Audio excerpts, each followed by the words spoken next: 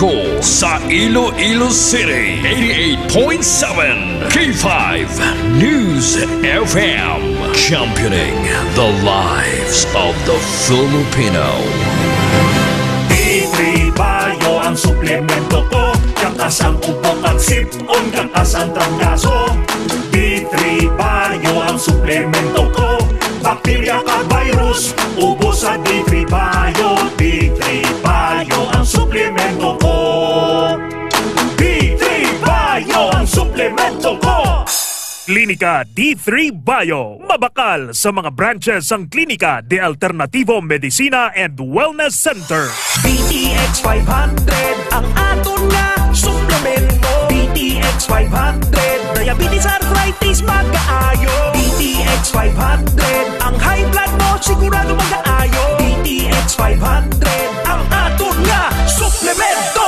DTX 500. Epektibo nga suplemento sa pagtapna sa mga balatian kasubong sang diabetes, arthritis, hypertension, kidney failure o kung sakit sa bato, cancer, cyst o kung tumor, kag madamo pa nga iban. DTX 500. Mabakal sa Klinika de Alternativo Medicina and Wellness Center ni Dr. Ramil Uy sa kilid sang Robinson's Haro. DTX 500 ang health mo protektado. DTX Coffee Mix, kape nga detoxify sang lawas. DTX Coffee Mix, DTX Coffee Mix, DTX Coffee Mix ang healthy coffee para sa tanan. DTX Coffee Mix, DTX Coffee Mix, DTX Coffee Mix, kape nga detoxify sang lawas. DTX Coffee Mix, DTX Coffee Mix, DTX Coffee Mix ang healthy coffee para sa tanan.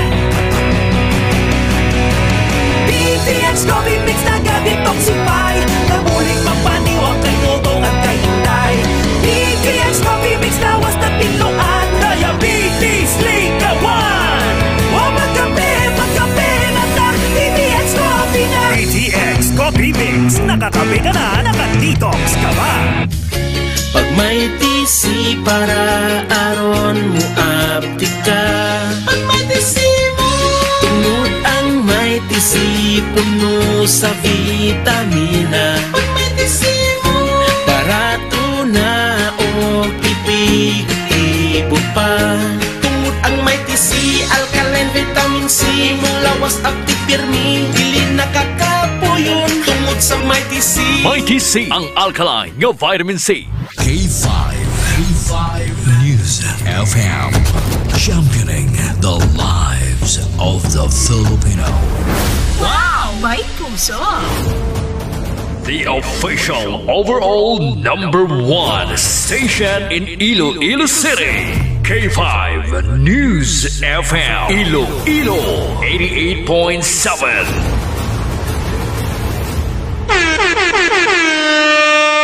Oras sa K5 News FM, Iloilo, Philippine Standard Time, alas 6:06. Kahit saan, kahit kailan, ang pinapakinggan. K5 News FM. Number one, ang himpilan ng sambayanan. K5 News FM. Championing the lives of the Filipino. Kampiyon sa balita, kampiyon sa drama, kampiyon sa musika, kampiyon sa komentaryo, kampiyon sa serbisyo publiko. Pantera noon, K5 News FM na ngayon. Ito ang kampiyon nga istasyon, K5 News FM. Championing the lives of the Filipino. D3 Bio Evening Newscast. The latest and the most comprehensive news of the day. Dito lang mapapakinggan sa D3 Bio Evening Newscast. Mga naglalakihang mga balitang lokal. Balita mula sa Luzon, Visayas at Mindanao. Mga balita sa labas ng bansa. Balitang sport at mundo ng showbiz. D3 Bio Evening Newscast. At ngayon, narito na ang inyong K5 News Team. Ka-K5, Sunny Sarabia Punay at Kimberly Caluyo.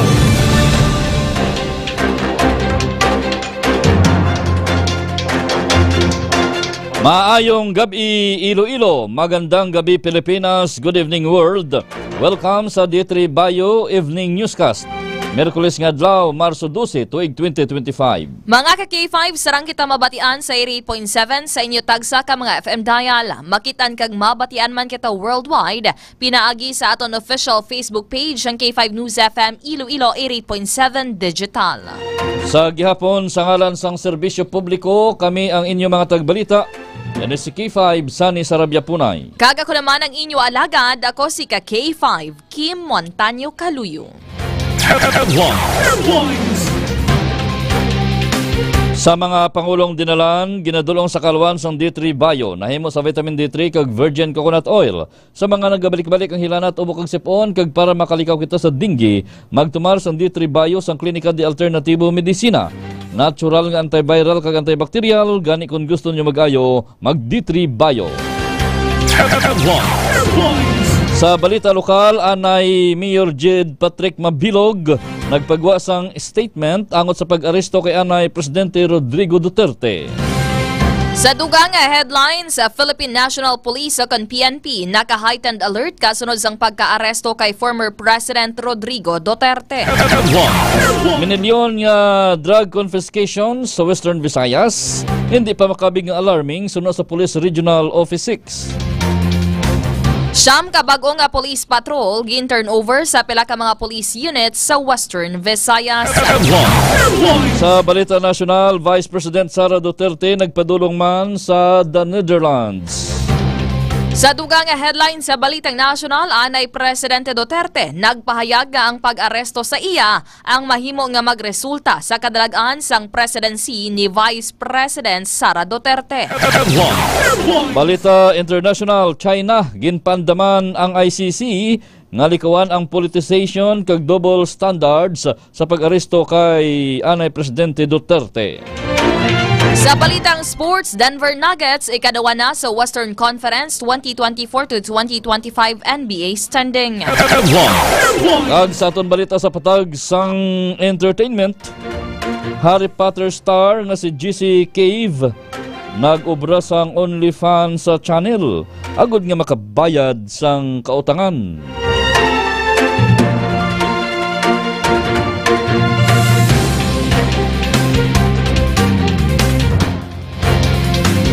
Gagamay ito ba ng aton mga headlines sa aton nagapanguna kag nagabaga nga mga balita.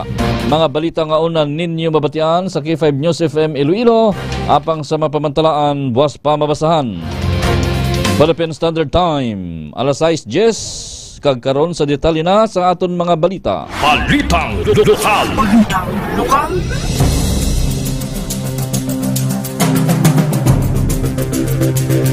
Ang masunod nga mga balita lokal nga inyo mabatian ni kadulong sa kalwan sang Klinika DTX Coffee Mix with ampalaya, chia seeds, and the sugarcane extract powder para sa may mga diabetes o kunyara na sa may isang pagka-diabetiko nga bawal na mag-inom sang kape nga puro lang kalamay, hindi magkabalaka pwede gihapon makapangapi.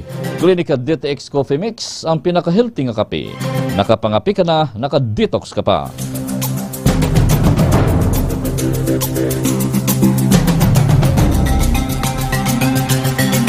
Sa detalye na sa aton mga balita lokal,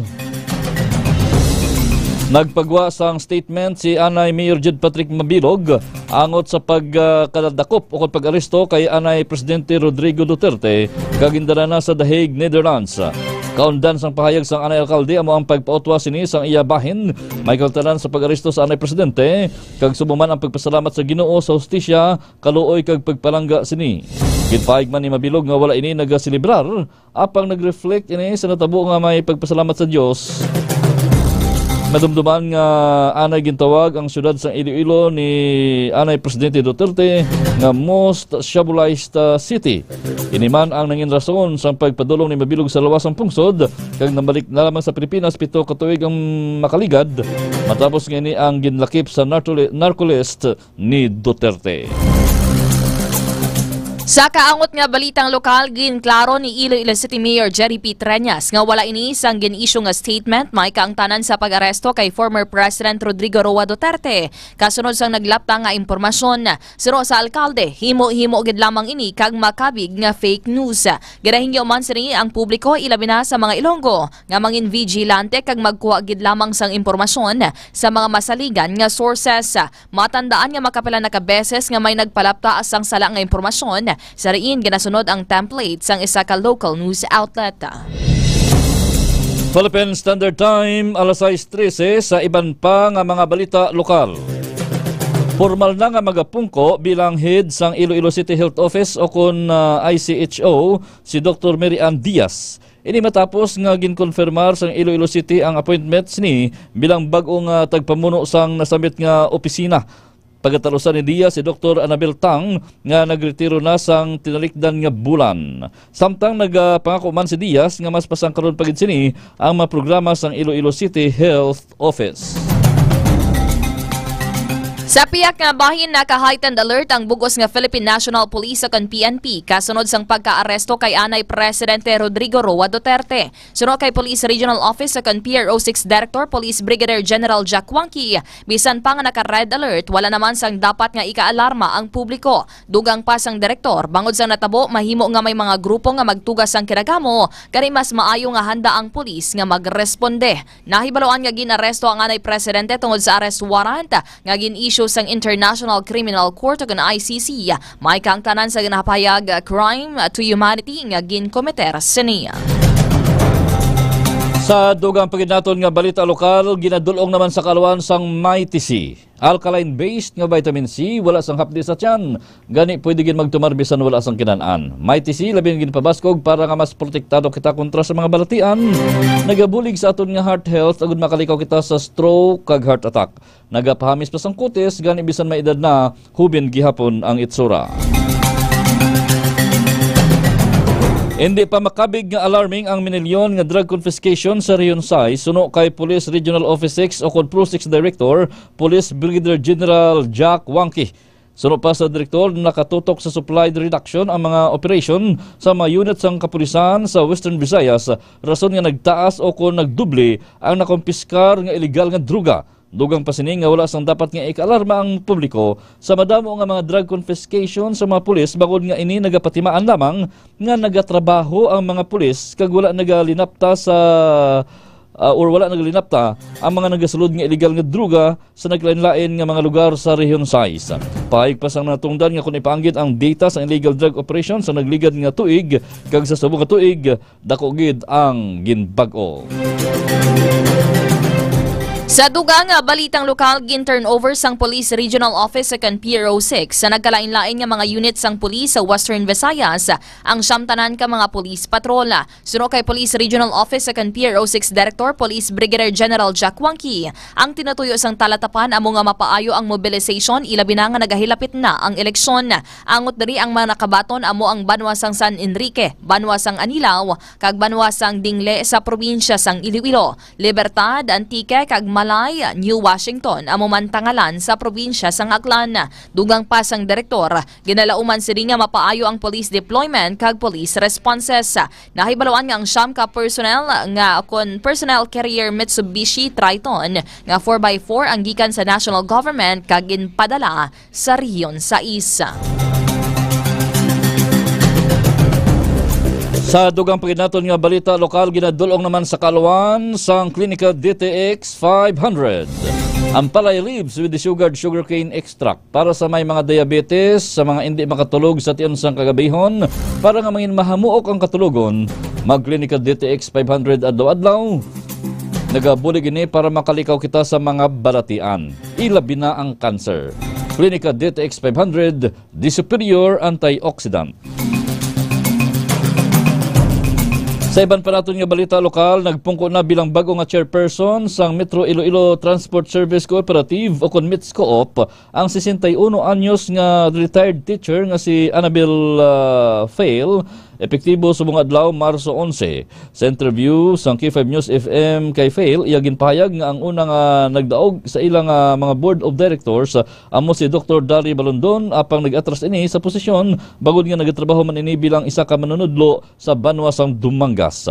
Dugang pa si Fail ang unang ginilihir nga vice chairman, rason ini ang nagsaka sa nabakanting nga posisyon sa pagka-chairman. Nagsumpa naman ang bagong seat of officers kaina sang aga.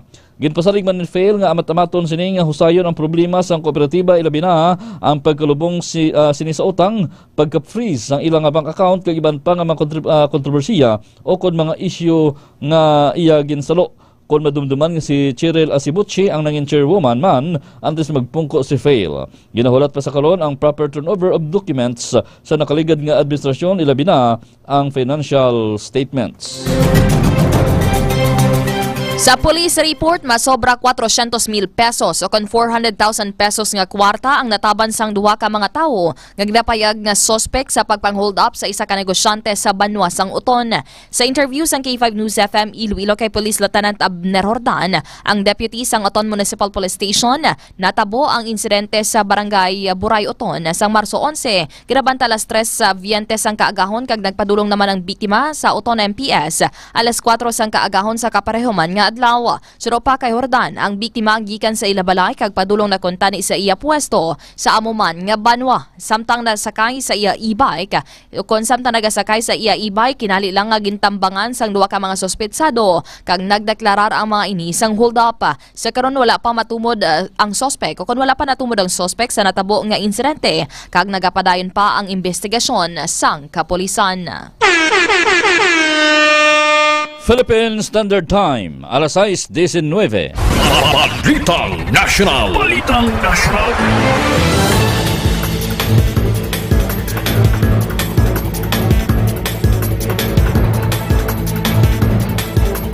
Sa ilo kita Banwa sa detalye naman sa ato nagapangulang nga balita nasyonal. Ginadulong naman sa Kalawan sa Klinika DTX Beauty Soap.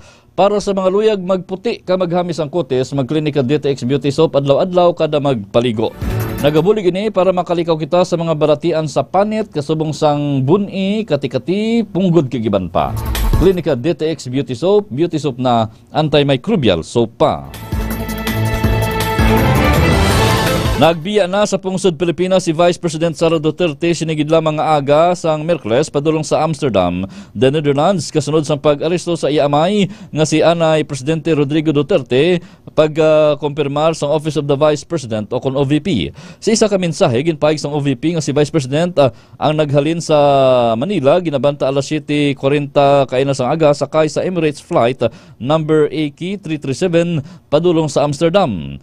Natala na naman nga magapadulong si Duterte sa Rotterdam, The Hague Airport, gikan sa Al Maktoum International Airport sa Dubai, kaina sang aga. Nagabot naman ang eroplano nga ginsakyan sa Anay Presidente sa Dubai, alas 4:03 sang aga, Dubai time. 5 ka oras matapos ngini ang naghalin sa Villamor Air Base sa Pasay City, diri sa Pilipinas ang kagabi, alas 11:03 ang oras. Sa kaangot nga balitang nasyonal, ginpahayag ni former President Rodrigo Roa Duterte nga ang pag-aresto sa iya ang mahimo magresulta sa kadalagaan sang iya anak nga si Vice President Sara Duterte sa posible nga presidential bid.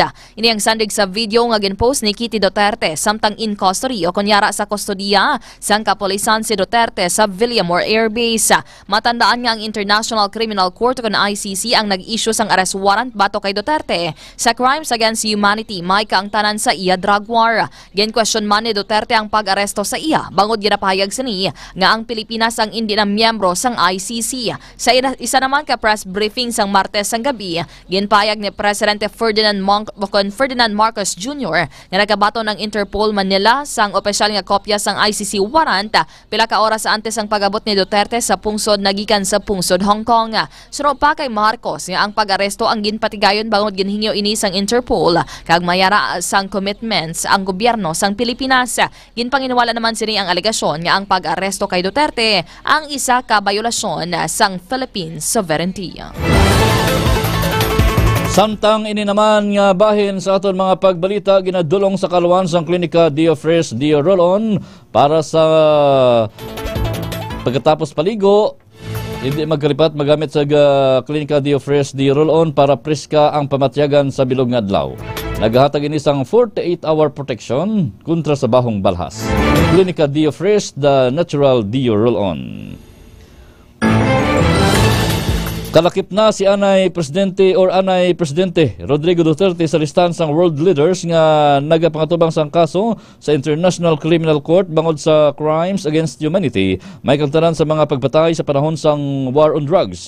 Iniman ang unang kahigayunan nga ang isa ka anay leader sa Pilipinas ang nagapangatubang sa isa ka kaso sa International Tribunal. Tumanagsaon ini nga kahigayunan sa bisan anuman nga pungsod nga arestohon ang anay presidente base sa hingi usang ICC. Apan makabig ini nga pinasahi nga hitabo ilabi na nga hindi na miyembro o kung nagbiya na ang Pilipinas gikan sa ICC halin pa sang tuig 2019 gabang dalan nga hindi ini obligado sa idalom sang kasuguan nga prisohon ang sinuman nga mayara sang warrant.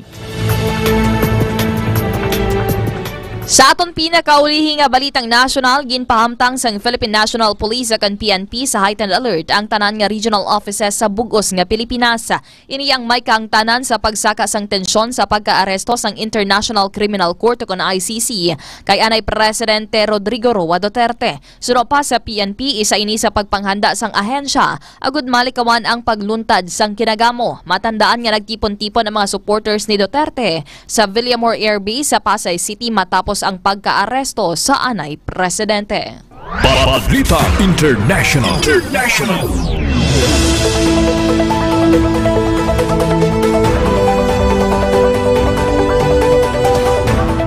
Sa ilo kita banwa sa detalye naman sa aton balita international. Ginadulong sa kalwan sang extend food supplement for men with maca and clavo waska. Para sa madasig kapuyon, pirmi lang ginakapoy, mahina ang tuhod, may mga high blood, mag-extend food supplement na kay nagapaayo ini sa sirkulasyon sa atong dugo. Nagapataas man sang libido para mangin maayo ang performance. Extend food supplement for men. Nagpaandam ang China sa International Criminal Court o kun ICC nga likawan ang politicization kag double standards. Ini ang matapos arestohon si anay Presidente Rodrigo Duterte pag-abot pa lamang sini sa Pilipinas sang Martes gikan sa Hong Kong kung saan ginserbi sa mga pulis ang arrest warrant halin sa ICC. Sa isa ka briefing, ginpahig ni Chinese Foreign Ministry spokeswoman Mao Ning sa ini ang ginpamangkot angot sa pag-aresto kay anay Presidente Duterte na may din sila nga nagasunod sa mga development sa sitwasyon. Ginpasalig man sa China ang ICC or hingi uman sa China sa ICC nga ipatuman ang otoridad sini angot sa layi. Sa piyak nga bahin, ginbato na sang pungsod Ukraine ang proposal sang United States sa Estados Unidos para sa 30 kaadlaw o kun isa ka bulan nga inisyal nga ceasefire sa Russia.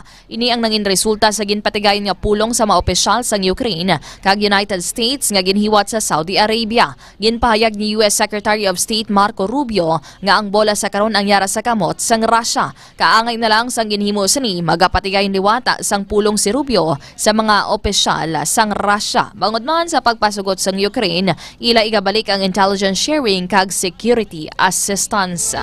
Balita Sports.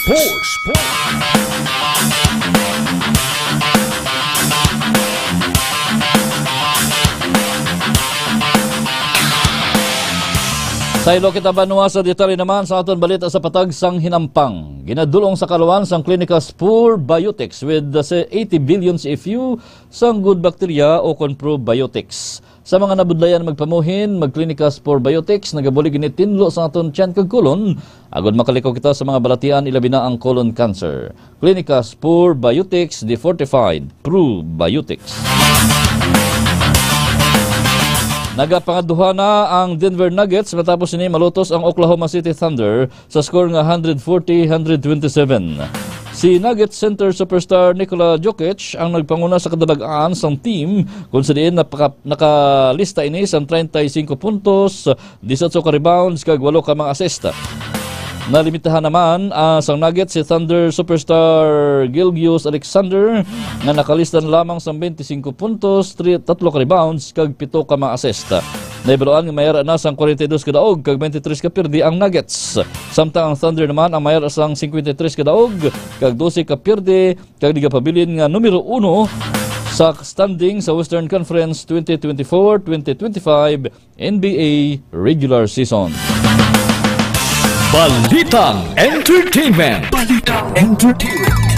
Kag sa ato naman balitang showbiz, actress nga si Jessie Cave o kon mas kilala bilang Lavender Brown sa iya sini nga character sa film series nga Harry Potter ang naglonsyar sang iya nga OnlyFans channel nga isa ka adult content subscription service sa rason nga agud makabayad ini sang iya nga utang.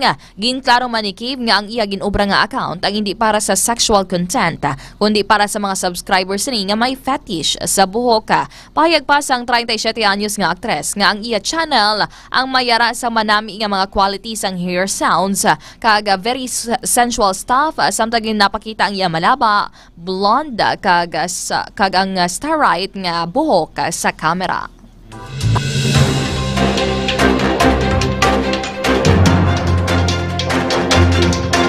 Samtang sa ato naman pinakamaayong nga balita. Sa Hulubaton 1533 nagasiling, ang pagtahod sa Ginoo makatudlo sa tawo nga magmaalamon kag ang pagpaubos makatag sa iya sang dungog. Philippine Standard Time, alas 6:28. Kagamit ba naman kabugusan sa ato nagapanguna nga mga balita sa D3 Bayo Evening Newscast. Good evening sa aton nga mga tagpalamati kag solid supporters nga nagatutok na sa karon nga mga tinion sa K5 Iloilo Solid Supporters Chapter 1 and Chapter 2 sa Western Visayas Transport Cooperative kon WVTC dira kay Mr. Boyat Parcon kag kay Mr. Hali Alcarde nga magapatigayon sila no sang General Assembly on March 15 dira sa may Iloilo Grand Hotel para nga ipresenta ang pila ka mga development sa ila sini nga kooperatiba. By the way, good evening dira kay Ma'am Nenita Barrientos dira sa may Sinikway Lapus nga always kid nga nakatutok sa K5 News FM, kay Mami Immaculate dira sa may distrito sang Lapas kag sa iban pagid nga nagapamati sa K5 News FM Iloilo. Mga ka K5, padayon kamo nga mag-like, mag-follow kag share sa amon official social media pages ang K5 News FM Iloilo 88.7 kag K5 News FM Iloilo 88.7 digital. Makitan kami sa amon nga Facebook page, sa amon nga YouTube channel, and of course, sa amon TikTok account. Bantayan ang mga programa sa gabi sa K5 News FM Iloilo, alas 7:09 ang pratuntunan Fonpal upod kay K5 Troitisoy. Alas 9:30 ang pratuntunan K5 Night Watch upod kay K5 June Kapulot. Kaya nga aton matahom nga drama mabatian alas nga rihas, mabatian alas 4:4 sa hapon. Sa ngalan sang bugos nga puwersa sang K5 News Center. Sa gihapon kami ang inyo mga tagbalita ini si K5 Sani Sarabia Punay. Kag ako naman ang inyo alagad, ako si ka K5 Kim Montaño Caluyo. Para sa kampyon nga balita, serbisyo publiko kag kalingawan sa Iloilo. Number 1 na kita. K5 News FM. Kampiyon sa balita.